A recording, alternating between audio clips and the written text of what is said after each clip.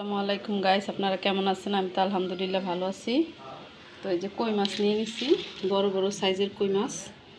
Tomato দিয়ে ভুনা করব আর করলা ভাজি করব আলু দিয়ে। এই যে টমেটোটা ফ্রিজ থেকে বের করে নিছি আর কাঁচামরিচ পেঁয়াজ কেটে নিছি। মাছটা লবণ হলুদ মাখিয়ে ভাজতে দিব আর করলা ভাজিটা বসিয়ে দিব। মাছটা এক পিঠ হয়ে গেছে, আমি উল্টে দিই।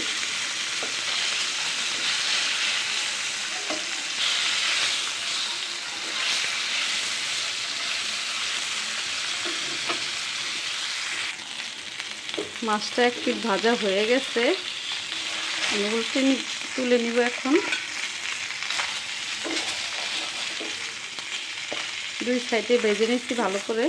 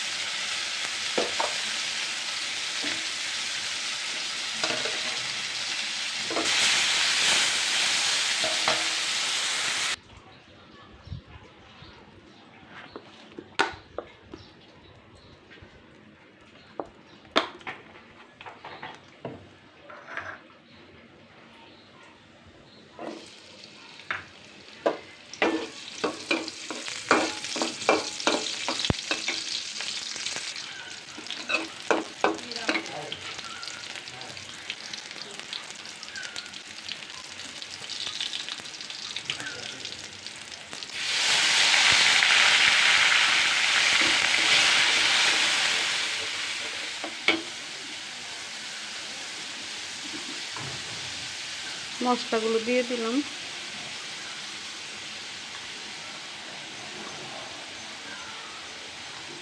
ধনিয়া গুঁড়া দিলাম।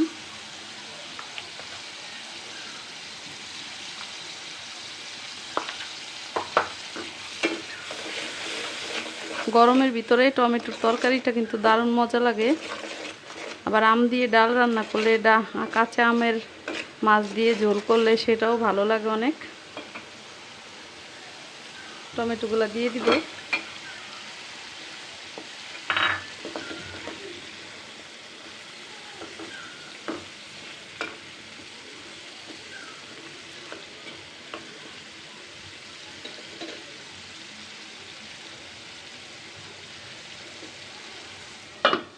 ঢাকনা দিয়ে ঢেকে দিলাম কষানোর জন্য।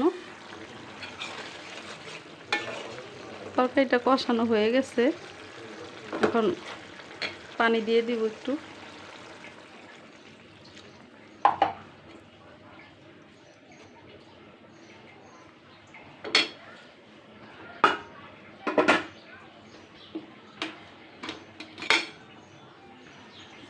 মাছগুলো দিয়ে দিই।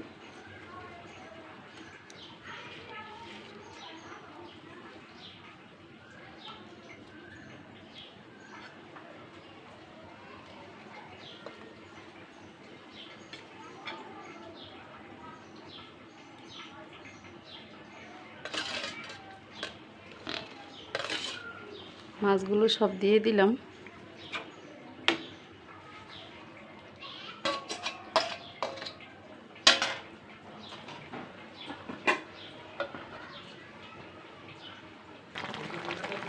তরকারিটা হয়ে গেছে, জিরার ফাঁকি দিয়ে নামিয়ে দিব। টমেটোর তরকারি একটু ঝোল রাখলে খেতে ভালো লাগে।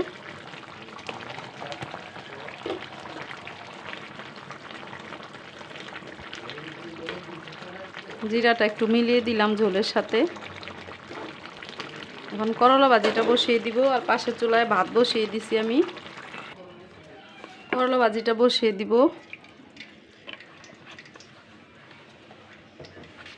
পেঁয়াজ কাঁচামরিচ দিয়ে দিই।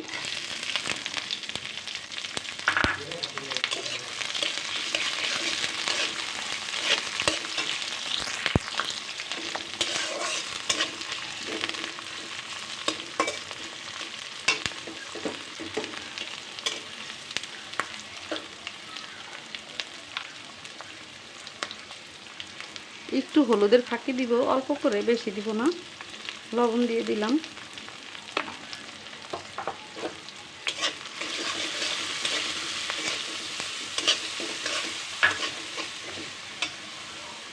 করলাগুলো দিয়ে দিব এখন।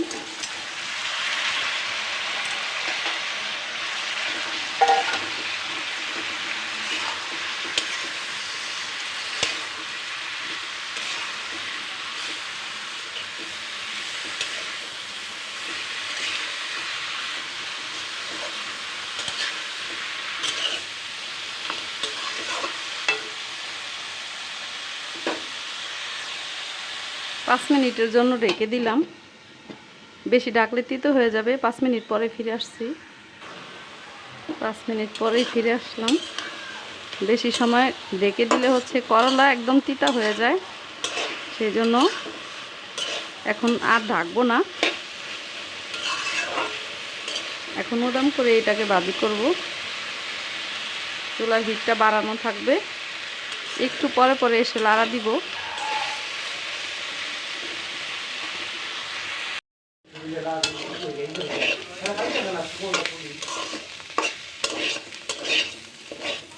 করলা ভাজিটা হয়ে গেছে, নামিয়ে নিব। ভিডিওটা কেমন লাগলো, ভালো লাগলে শেয়ার করে দিবেন, লাইক দিবেন, সাবস্ক্রাইব দিবেন। পেজে দেখে থাকলে ফলো দিয়ে লাইক দিয়ে সাথেই থাকবেন। সবাই ভালো থাকবেন। আল্লাহ হাফেজ।